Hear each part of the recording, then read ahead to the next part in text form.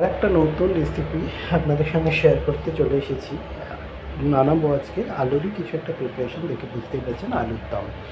আলুর দম কিন্তু একটু অন্য রকমভাবে, অন্য স্বাদে। আলুর দম বানানোর জন্য নুন দিয়ে একদম হালকা আলুগুলোকে সিদ্ধ করে নিচ্ছি প্রেশারে। এখানে 500 আলু আছে। অল্প একটু প্রেশারটা শাঁসা করে উঠলে ঢাকাটা খুলে দিতে হবে, যাতে আলুগুলো না গলে যায়। আর রান্নায় আগে যাওয়ার আগে আপনাদের সকল বন্ধুদের জানাই সোনু রেসিপি চ্যানেলে স্বাগত। একটা মশলা বানিয়ে নিচ্ছি আলুর দমের জন্য। মশলাটা এখানে আছে শুকনো লঙ্কা, তেজপাতা, গোটা জিরে, গোটা মৌরি আর গোটা সর্ষে। এখানে একটু গোটা ধনে দিলে ভালো হতো, আমার কাছে ছিল না তাই দিইনি। সব হাফ চামচ করে, 500 আলু আছে সেই পরিমাণ মতো মশলাগুলো গুঁড়ো করে নিয়েছি ঠান্ডা করে। আর এখানে আলুও ঠান্ডা হয়ে গেছে, প্রেশারে ঢাকা খুলে দিয়েছি। আর এখানে কড়াতে সর্ষের তেল দিয়ে ফোড়নে দিয়েছি গোটা জিরে আর একটু হিং। যেহেতু আচারি ফ্লেভারে আলুর দম বানাবো, তাই জন্য সর্ষের তেলেই বেশি ভালো হবে। তাই জন্য সর্ষের তেলেই করলে এটা বেশি ভালো হয়। দিয়ে দিলাম আলুগুলো এবারে ভাজতে থাকবো। আর একটু এরকম রোজকারের গুঁড়ো মশলাগুলো সেগুলো দেবো। এখানে দেবো একটু হলুদ গুঁড়ো, একটু লাল লঙ্কা গুঁড়ো, একটু কাশ্মীরি লঙ্কা গুঁড়ো। একটু ঝাল ঝাল হলে বেশি ভালো লাগবে।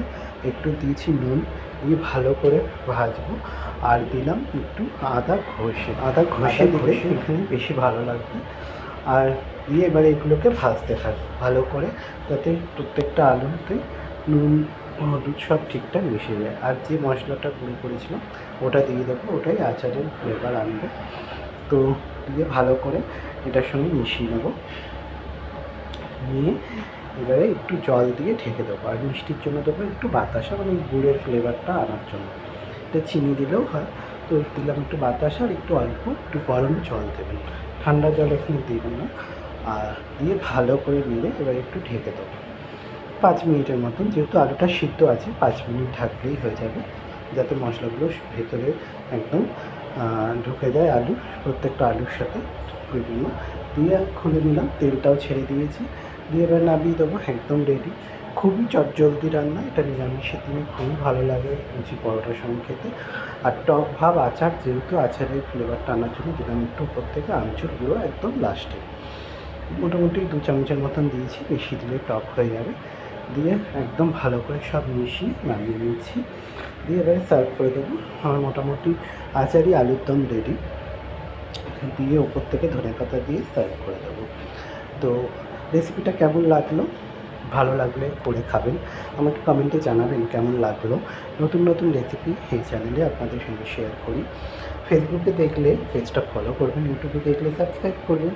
আর ভালো লাগলে লাইক কমেন্ট তো করবেনই, আর করেও খাবেন তাতে।